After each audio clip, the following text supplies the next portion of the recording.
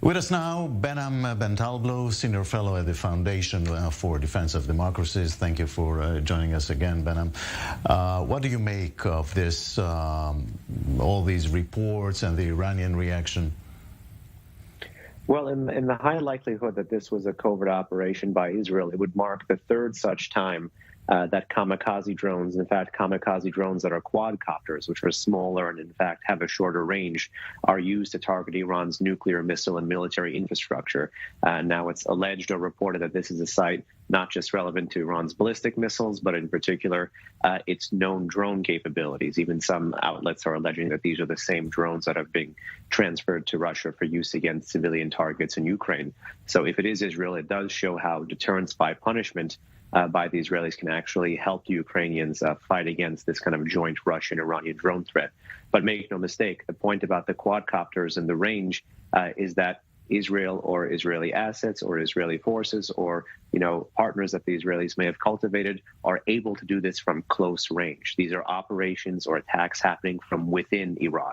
Let's not forget, a few years ago, a former Iranian official even said that all Iranian government officials should not be sleeping safe at night. And this may have been what he was referring to. Let's talk about the bigger picture. There are the United States and Russia in the background. How will that play in the long run?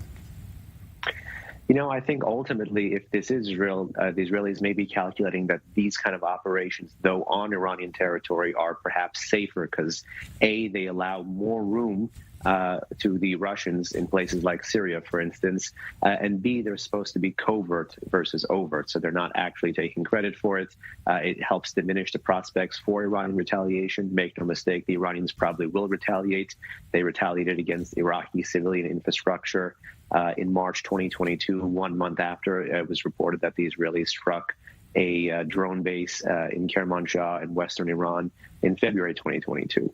So I think that it does show that the Israelis are thinking through potential escalation scenarios if it is the Israelis again, and then ultimately the Iranians are measuring how best to absorb or how best to escalate. So I think time will tell as to how this really does play out. But those other factors on the chessboard, the U.S. and Russia, don't matter as much right now as the Israelis and the Iranians in the region.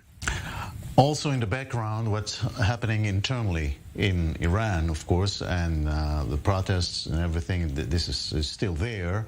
How do you see this vis-a-vis attacks like this?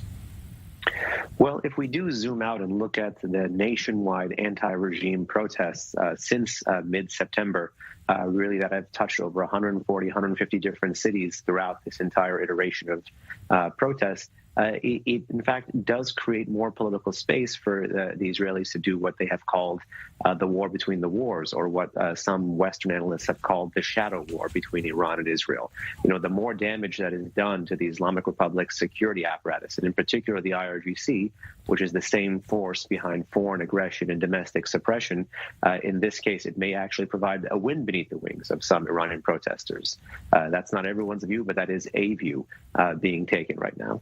All right. Behnam, thank you very much. Thank you.